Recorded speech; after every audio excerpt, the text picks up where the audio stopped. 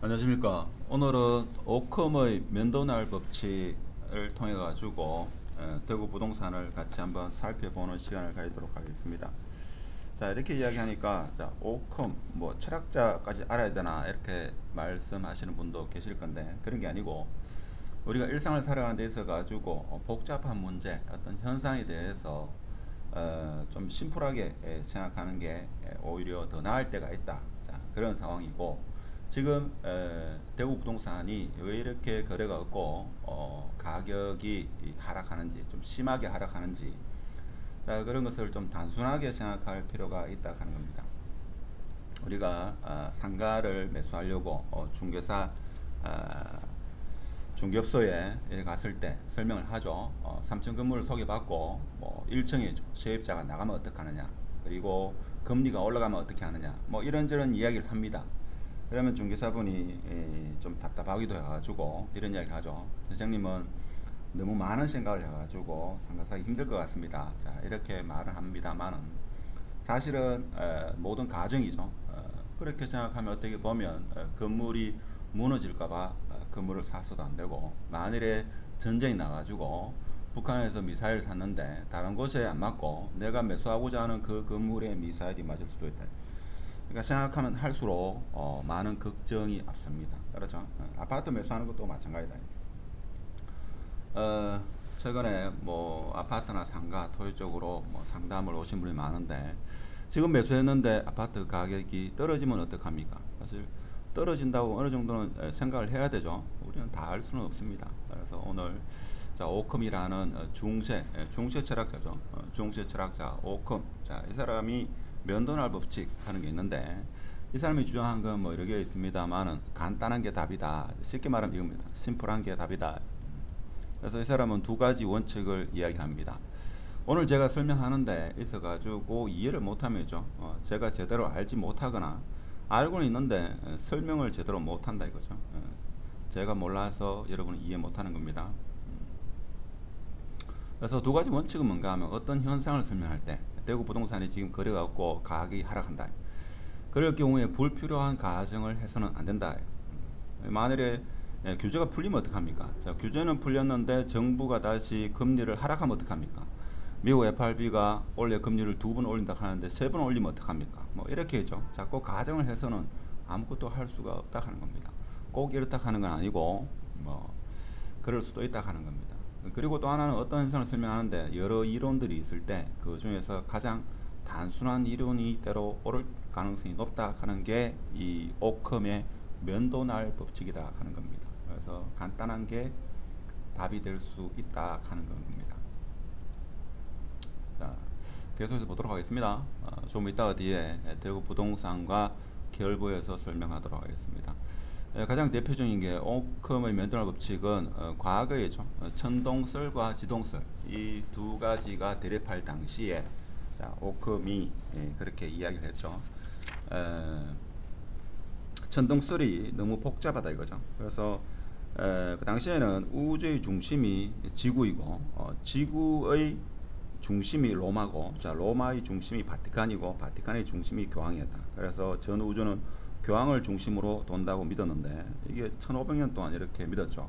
자, 이렇게 하니까 행성 간의 설명이 너무 복잡해진다. 그래서 태양이 중심이다. 자, 이렇게 보니까 아주 심플하다 이거죠. 이렇게 이해하시면 되겠습니다. 그래서 간단한 게 답이다, 뭐 이런 이야기를 합니다. 그래서 조금 재미없지만 계속해서 보면, 여러 가지 가설이 있을 때 가정의 개수가 적은 가설을 채택하기에 논리적이지 않은 것을 사유의 면도날로, 그러니까 쉽게 말하면 우리가 걱정을 많이 하고 일어나지 않을 일에 대해서 많은 생각을 하는 사람한테 뭐랍니까? 자, 너무 쓸데없는 걱정하지 마라. 자, 이런 이야기를 한다 이거죠. 그래서 그런 쓸데없는 생각을 다 면도날로 다 잘라내야 한다는 게 오컴의 면도날 법칙이다, 이렇게 보시면 되겠습니다. 자, 왜 그런가 하면 여기서 또 말하는데 이렇게 하죠. 가정이 많으면 그 속에서 변수가 많이 생기고, 그 변수들이 독립적으로 일어나고. 자, 이게 무슨 말이냐?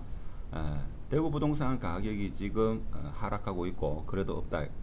그러면 뭐라 합니까? 자, 미국의 FRB가 금리를 계속 올리면 우리나라도 금리를 올릴 거고, 지금 금리를 3번 올린다 하는데 인플레이션이 너무 심화되면 금리를 4번, 5번 올릴 수도 있고, 자, 그렇게 되면 우리나라 금리도 더 올라가고, 자, 그렇게 되면 아파트 가격이 더 폭락한다. 그러니까 가정이 많다 이거죠. 그리고 각각은 독립적으로 일어나는 경우도 있고 인과적으로 원인과 결과에 의해서 일어나는 경우도 있다. 자, 이러다 보면 각각의 독립 변수들을 곱한다 이거죠. 수학에서는 뭐 조건, 인과성, 확률 뭐 이런 이야기도 하는데, 그러다 보니까 실질적으로 일어날 가능성, 즉 확률이 아주 작은 숫자에 귀결됩니다. 그러한 가능성에 우리는 걱정을 너무 많이 하는 경우가 없지 않다 하는 겁니다. 그렇죠?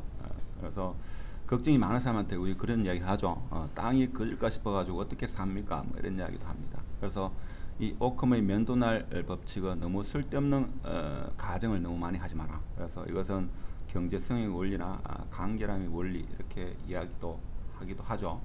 그 대표적인 게 우리나라의 뭡니까? 이케아입니까? 이케아 가구가 심플한 것을 주장하죠. 가격도 저렴하고. 그래서 이케아가 사실 가구가 전 세계적으로 성공한 그런 이유 중에 하나입니다. 자, 그러면 오컴의 면도날 법칙에 근거해가지고 지금 많은 사람들이 저한테 질문을 하고 상담을 하면 흔히 하는 이야기가 이런 이야기가 많습니다. 수요와 공급의 원리에 의해서 대구 아파트는 하락한다. 지금 하락 중이다. 이런 이야기를 합니다. 그래서 22년도부터 24년도까지 입주 물량이 많기 때문에 하락한다. 자, 이런 이야기 합니다. 그리고 또 하나는 뭔가 하면 유동성이 많이 풀려가지고 돈의 가치는 하락한다. 이런 이야기도 합니다. 제가 볼 때는 이 두 가지는 맞는 사실이죠. 그렇다고 볼 수 있습니다. 근데 세 번째는 금리가 상승하면 부동산은 하락한다 이렇게 되는데, 이거는 어떻게 보면 금리가 상승할 때 부동산이 올랐던 그런 시절도 있었기 때문에 요거 하나만으로는 설명하기 어렵다 하는 겁니다. 이것도 어떻게 보면 가정이죠. 대구 규제가 풀리면 아파트 거래는 살아난다 하는 겁니다. 그러니까 규제가 또 언제 풀릴지도 모른다. 그런 이야기고, 그래서 아파트 거래가 살아나면 실수요자와 가수요자가 움직인다 하는 겁니다. 그러니까 실수요자만 움직일 수도 있고 가수요자도 같이 움직일 수 있겠죠. 자, 이것도 여러 독립 변수다. 실수요자만 아파트를 실제 꼭 필요한 사람만 매수할 수도 있고, 가수요가 또 붙을 수도 있고 안 붙을 수도 있다.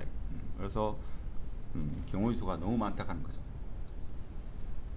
그리고 또 외지 투자가 뭐 투기자라고 볼 수 있지만, 이 사람들이 들어오면 그 다음에는 지역 투자가, 그 다음에 실수요자가 매수하는 이런 절차대로 움직인다 하는 겁니다. 그래서 그동안 아파트가 상승할 때는 이러한 흐름으로 있어 왔다 하는 겁니다. 자, 그래서 우리가 이런 방금 전에 이야기를 종합해 보면 대구 부동산을 지금 이렇게 이야기하는 경우가 많습니다. 수요와 공급의 법칙 원리에 의해서 대구 아파트는 하락하지만 대선 또는 지방선거 때 규제가 풀리면 반등할 가능성이 크다 하는 겁니다. 왜냐하면 유동성이 많이 풀려서 대기 수요가 많고 전국적인 투자가들이 대구를 주시하고 있기 때문에 대구 아파트가 더 하락 내지는 폭락하면 외지 투자가 몰려온다. 자, 여기서 보면 가정이 많습니다. 그렇죠? 자, 가정이 많기 때문에 언제 내가 집을 사야 될지, 뭐 언제 어떻게 해야 될지 사실 방향 잡기가 쉽지 않습니다. 그렇죠? 저뿐만 아니라 다른 유튜브를 보면 어려운 용어를 많이 써가죠. 쓰면서 아주 복잡한 이야기를 많이 합니다. 그러다 보니까 지금 집을 무주택자인데 사야 되나 말아야 되나 뭐 여러 가지 생각이 많습니다. 이 사람 이야기 들으면 이 사람 말이 맞는 것 같고, 저 사람 말을 들으면 저 사람 말이 맞는 것 같고 이렇습니다. 또한 뭐라 하는가 하면, 금리가 지속적으로 상승하면 부동산 매물은 늘어나고 아파트 가격은 더 하락할 것이다. 다 가정이죠. 가정입니다. 지속적으로 지속적으로 몇 번 상승하냐, 그에 따라서 우리는 또 생각이 많아지게 되는 거죠. 자, 특히 22년부터 24년 대구 부동산의 입주 물량이 많고 금리가 지속적으로 상승을 가정하고 규제 해제가 없으면 대구 아파트는 폭락할 것이다. 자, 이렇게 하락론자들은 이야기를 합니다. 이렇게 될 수도 있겠죠. 근데 지금 현재의 상황을 봐야 됩니다. 지금 현재. 그렇죠. 지금 현재는 팩트가 어떻게 보면 공급이 많기 때문에 대구 부동산이 하락하고 내일은 더 하락할 것이다. 그래서 사실 가격이 하락하는 거, 이게 가장 크죠. 이게 어찌 보면 가장 단순한 겁니다. 그렇죠. 이거 외에 다른 것으로 뭐 여러 가지로 설명할 수 있겠습니다만 그거는 변수입니다. 자, 그런데 그동안 가격이 올랐는 것은 사실 풍부한 유동성에 의해서 아파트 가격이 올랐다 이렇게 볼 수 있는 거죠.